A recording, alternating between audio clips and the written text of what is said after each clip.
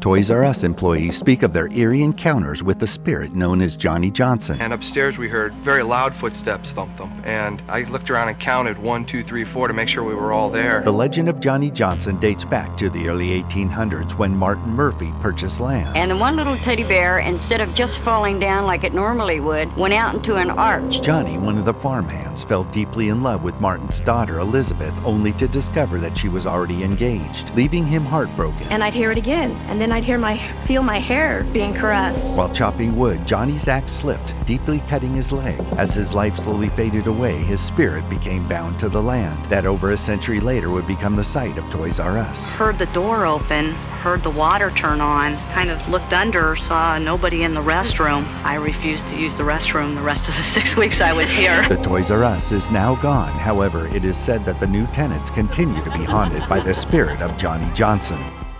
On March 31st, 1932, 20-month-old Charles Lindbergh Jr., son of the famous aviator Charles Lindbergh, was kidnapped from his New Jersey home. Left on the windowsill was a ransom note demanding $50,000 for the child's safe return. Despite paying the ransom, Charles Jr.'s body was discovered just a few miles from their home. After this heartbreaking discovery, legislation known as Bill S-1525 was introduced in the U.S. Senate. The bill proposed making kidnapping a federal crime, with harsher penalties including the death penalty for kidnapping involving interstate travel or ransom demands. The Senate swiftly passed the bill in 5 days, and the House followed suit 9 days later. On June 22, 1932, President Hoover signed Bill S-1525, which became the Federal Kidnapping Act, also known as the Little Lindbergh Law, the very day that would have marked Charles Jr.'s second birthday. As time went by, evidence led investigators to a man named Bruno Hauptmann, who was then arrested, convicted, and executed for this heinous crime.